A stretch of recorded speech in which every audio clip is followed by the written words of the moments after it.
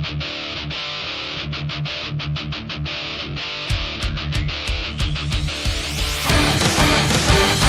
time to party, let's party. Anyone yourself and have a crazy party. Hey you, let's party. How you folks doing? Yes, once again, it's another one of those colored episodes, and I apologize for the lighting. It's dark out, but I have to do a review. I don't have to. I choose to bore you folks half to death because I hate you all. I recently purchased an OBDII scanner off of eBay. This is it right here. I hope you can see that. No, of course you can't. There we go. That's the one. Anyway, purchased this little guy from eBay, and the reason I needed it is I recently bought a new, to me, car. It's a 2000 Buick Century, and the engine check light was on, and I had it checked out, and it was apparently a EGR valve code. So I had to gum out the whole EGR valve, use some seafoam spray for that, and after doing that, clearing out the passageways, getting all the carbon out, the engine check light was still on. I did some reading. Turns out the vehicle would have to start 40 times without an error in order for the light to clear. Well, I've got to pass emissions within 14 days of buying the dang thing, so that's not going to work.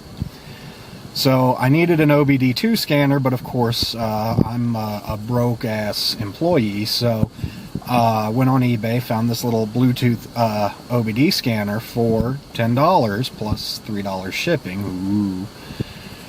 And figured out what the hell. So anyway, ordered it after cleaning all the gum out, plugged it in, and downloaded an app to my Android phone because it is a Bluetooth scanner. And I think the app's name is Hooptie, if you're interested in looking it up. I know a lot of people use Torque. I'm stuck using the Amazon App Store, but the app worked, and the scanner worked. Paired it up, read it just fine. This little thing can do it all, and I'm here to show you people that despite being full of crap, this is one thing I'm not full of crap about. So if you're looking for an OBDII scanner, and you've got a smartphone or a laptop with Windows on it, because it works with that too, as long as you've got Bluetooth connectivity, I'm going to go ahead and I'm going to plug it in, and I'll show you all how it works. So let's get the flashlight here, and hopefully you can see some of this. Okay, there's my little scanner, and my OBD port is down here, and plugs in facing down, and then take my little key and we'll start up the car. Okay, vehicle's running. So now let's go to my little smartphone, and we'll go to Hooptie. And right now, you can see it's not paired up, so I press this little button here. It's asking me for permission to ask Bluetooth, so I say yes. Bluetooth is turning on. And now it's connecting.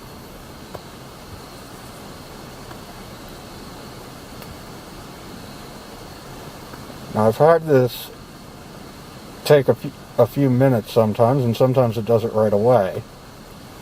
A lot of times what I may have to do is reset my Bluetooth completely, and if I do that, I'll let you know. There'll probably be a sudden edit or a jump cut here in a minute, because usually it's pretty quick when it's doing it right.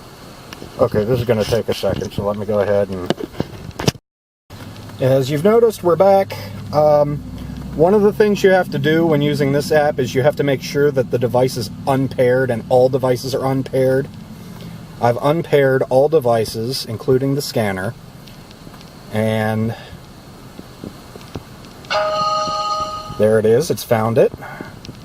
With this scanner, the code is simple. 1, 2, 3, 4. 1, 2, 3, 4! I have the same code on my luggage!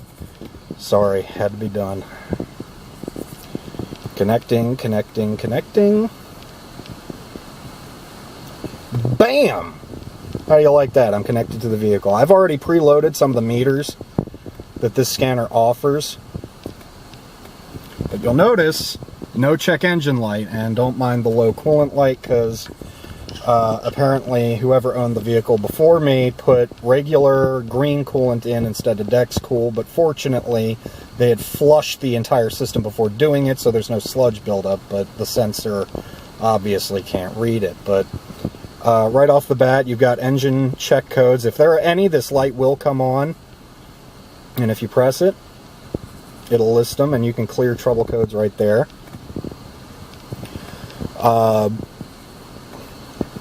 Right now I've just started it up, so it's taking it a second.